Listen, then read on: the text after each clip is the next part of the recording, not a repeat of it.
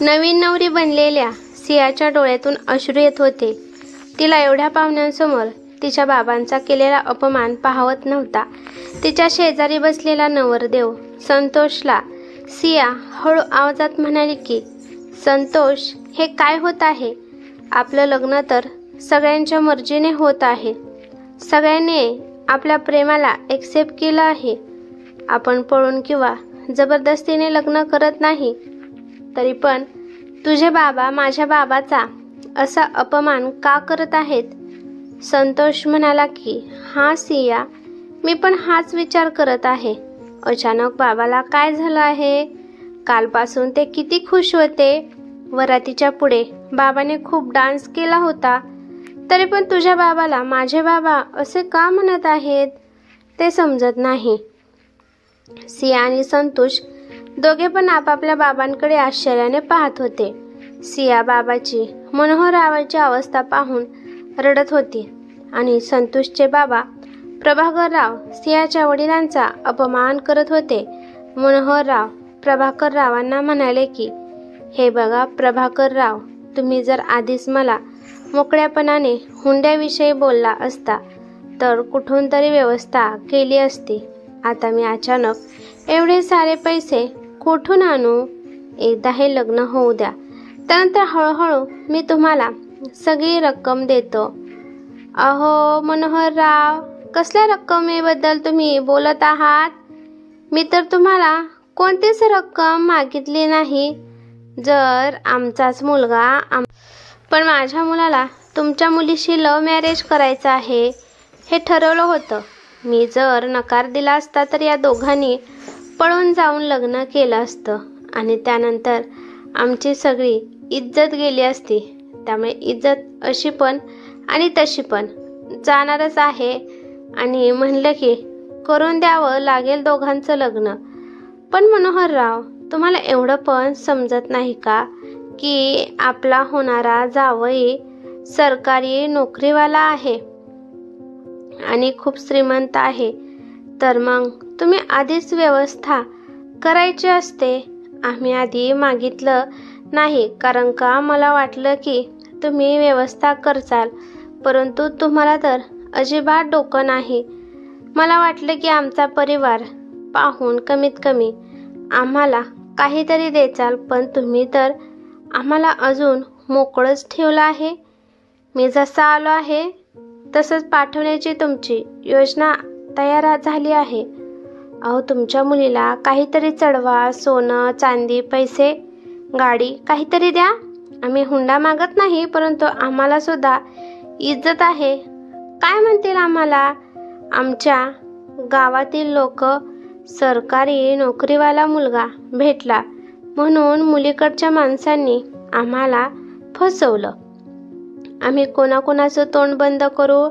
समाज किती ताने मारेल याचा अंदाजा तुम्हाला नाही. आता आमची इज्जत तुमच्या हातात आहे. काहीतरी आमच्या हातात ठेवा, तोपर्यंत आम्ही लग्न करणार नाही. मनोहर राव म्हणाले की, अहो असं करू नका. लग्न होऊ द्या, त्यानंतर मी कुठेतरी व्यवस्था करतो. 1 महिन्याच्या आतमध्ये मी तुम्ही म्हणसाल ते सगळं देतो. लग्न होऊ द्या. मुहूर्ताची वेळ निघून चालली आहे आणि विनाकारण आता सगळ्या माणसांसमोर तमाशा करू नका. खरंच माझ्यापाशी काहीच नाही. नाही मनोहर राव, आम्हाला काहीतरी पाहिजे, त्याच्याशिवाय मी लग्न लावून देत नसतो. कमीत कमी तुमच्याकडे काही नसेल तर तुमच्या बायकोच्या अंगावरील दागिने देऊ शकता. नाहीतर तुमच्या शेजारी पाजारी नातेवाईक हे सगळे जे आले आहेत यांच्या बरोबर तुमचा संबंध पण चांगला आहे. त्यांच्याकडून काहीतरी घ्या आणि द्या मला. आम्हाला अजिबात थकवा आला नाही. आम्ही किती पण वेळ देण्याची वाट पाहू शकतो. मनोहर राव खूप विचार करतात. त्यांच्या पत्नीकडे सुद्धा एवढे दागिने नसतात. थोडेफार होते ते सुद्धा गहाण ठेवून मुलीच्या लग्नासाठी पैसे जमा केले होते. थोडी जमीन आणि घर आहे, पण ते कसं देऊ शकतात? कारण का अजून एका मुलीचं लग्न बाकी आहे. मनोहर रावांना अजिबात कल्पना नव्हती की संतोषचे बाबा प्रकाशराव गोड बोलणारे अचानक त्यांचं वेगळं रूप समोर येईल. संतोषला सुद्धा हे सगळं अनपेक्षित होतं. तो विचार करतो की एवढ्या आनंदाच्या क्षणी बाबांनी हा काय तमाशा मांडला आहे. कोणच हसत नाही, गाणं म्हणत नाही, डान्स करत नाही. सगळीकडे सिरियस वातावरण केलं आहे. त्याला त्याच्या वडिलांचा खूप राग येऊ लागला. सगळ्यांच्या चेहऱ्यावर भीती होती की हे लग्न होईल का नाही. पण सगळ्यात जास्त दुःख तर सियाला होत होतं. तिच्या वडिलांचे टेन्शनमुळे हातपाय थरथर कापत होते. जर मुलीचे लग्न नाही झालं तर किती बदनामी होईल. आधीच तर लव्ह मॅरेज होतं आणि आता वरात तशीच माघारी जाईल. शेवटी संतोषला हे बघवलं नाही आणि तो त्याच्या बाबापाशी गेला आणि म्हणाला, बाबा, हा काय तमाशा लावला आहे. 12:30चं लग्न होतं, आता 1:30 वाजले आहेत तरी पण लग्न झालं नाही. तुम्ही विनाकारण का हुंडा मागत आहात.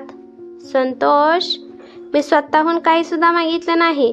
जर मला भरपूर धनदौलत पाहिजे असती तर मी या लग्नाला तयारच झालो नसतो.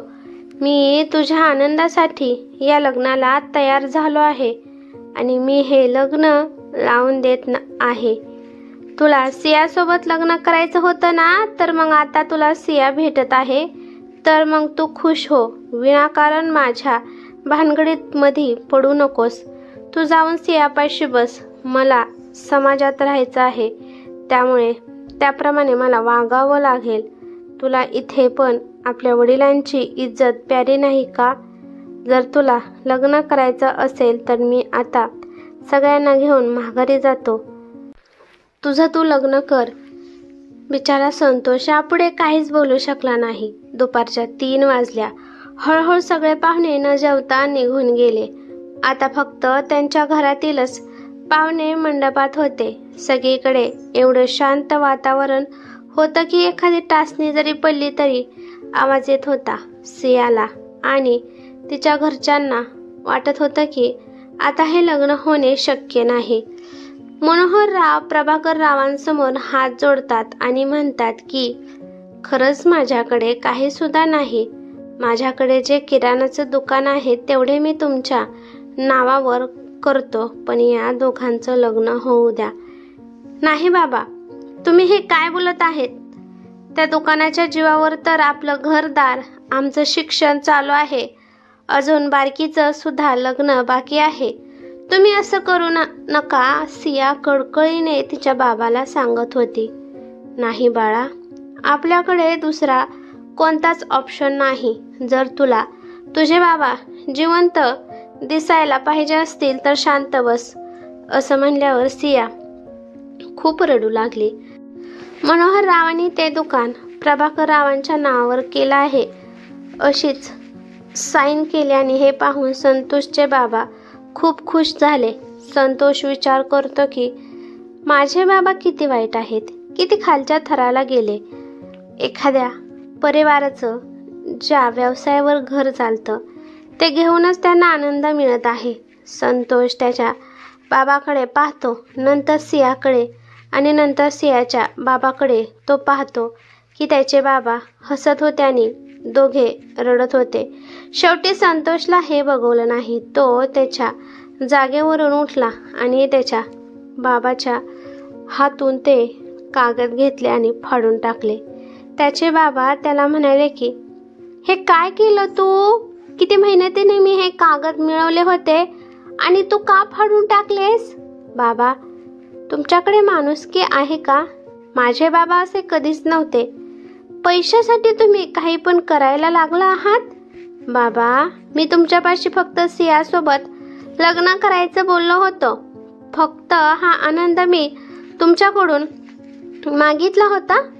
तुम्ही एवढ्या लवकर कसं काय तयार झाला हे मला आता समजलं, कारण तुमच्या डोक्यात वेगळंच काहीतरी शिजत होतं. अहो बाबा, मी सियाला पळून घेऊन लग्न केलं असतं आणि तुम्ही माझं काही सुद्धा वाकडं करू शकला नसता. पण मला तुमची इज्जत महत्त्वाची होती. तुमची इज्जतीसाठी मी पळून जाऊन लग्न केलं नाही. आम्हा दोघांना सगळ्यांच्या आशीर्वादाने लग्न करायचं होतं, पण तुम्ही तर इज्जतीचा कचराच केला. बाबा आपल्याकडे काय कमी आहे त्यामुळे तुम्ही हे दुकान घेत आहात? तुम्ही एक चांगली नोकरी करता, मी एक चांगली नोकरी करतो आणि असं करून आपली किती करोडाची इज्जत तुम्ही घालत आहात. बाबा, काही माणसे तुमची साथ देतील ठीक आहे, पण काही माणसे तुमच्या बरोबर नसणार. ज्या माणसात खरंच माणुसकी आहे तो माणूस तुमच्या पाठीशी कधीच उभा राहणार नाही. तुमच्या तोंडावर तुम्हाला कधीच चांगलं म्हणणार नाही. त्यामुळे बाबा, हे लग्न कोणती पण अट न ठेवता होऊ द्या. संतोष, तुझी एवढी हिंमत एवढ्या पाहुण्यांसमोर माझी इज्जत घालवत आहेस? बाबा, मी तुम्हाला बेइज्जत करत नाही, मी तुम्हाला एक पाप करण्यापासून थांबवत आहे. बाबा, एकदा नजर उठवून मनोहर रावांना आणि सियाला बघा, त्यांच्या तोंडावर किती त्यांना त्रास होत आहे. या दोघांना पाहून तुम्हाला थोडी सुद्धा दया येत नाही. त्यामुळे लग्न होऊ द्या, आणि नाही लग्न होऊन दिलं तर तू काय करणार आहेस? प्रभाकर राव रागात म्हणाले. हे बघा बाबा, ब्राह्मण काका पण इथेच आहेत, नवरी पण इथेच आहे, नवरदेव पण इथेच आहे. तुम्ही फक्त आशीर्वाद द्या. आम्ही दोघे लग्न करणार आहे. जर आम्ही लग्न केलं तर तुम्ही आम्हाला घरात येऊ देणार नाही, तरी पण ते मान्य आहे, कारण का मी आता सिया आणि माझी जिम्मेदारी घेऊ शकतो.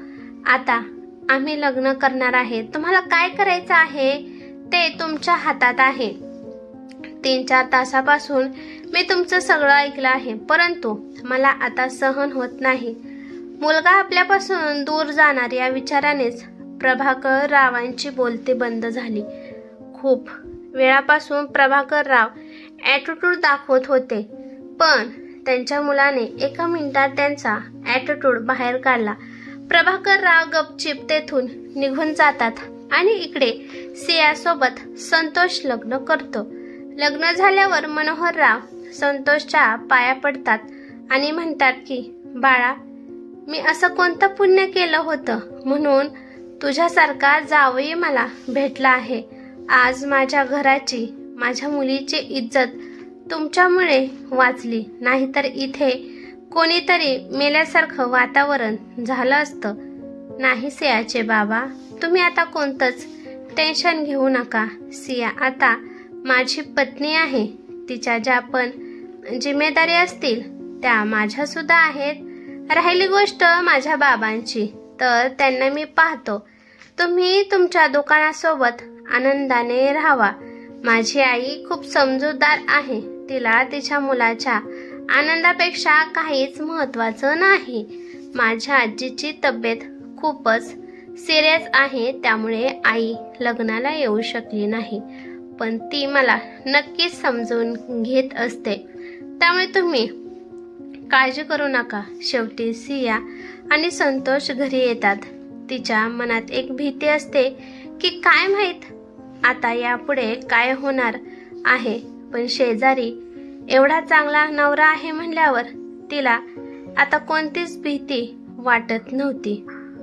जसा आतमध्ये सियाने प्रवेश केला, सगळीकडे आनंदाचे वातावरण झालं. बाहेर फटाके उडू लागले, घरामध्ये संगीत चालू झालं. संतोषचे डोळे त्याच्या बाबाला शोधत होते, पण त्याला त्याचे बाबा कुठेच दिसत नव्हते.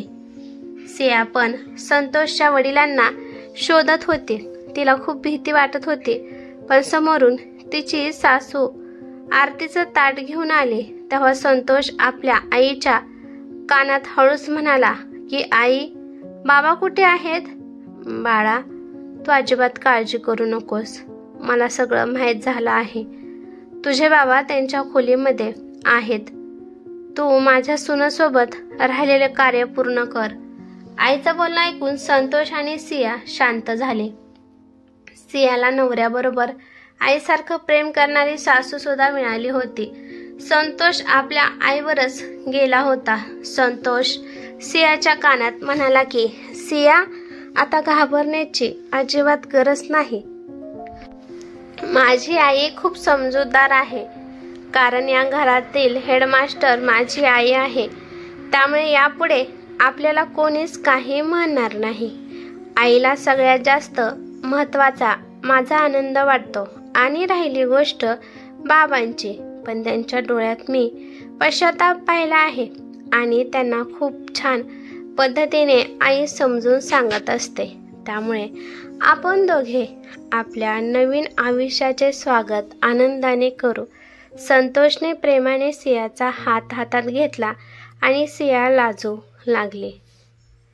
ही कथा कशी वाटली ते मला कमेंट करून नक्की सांगा. कथा आवडली तर लाईक शेअर नक्की करा आणि चॅनेलवरती नवीन असाल तर चॅनेलला सबस्क्राईब करा. धन्यवाद.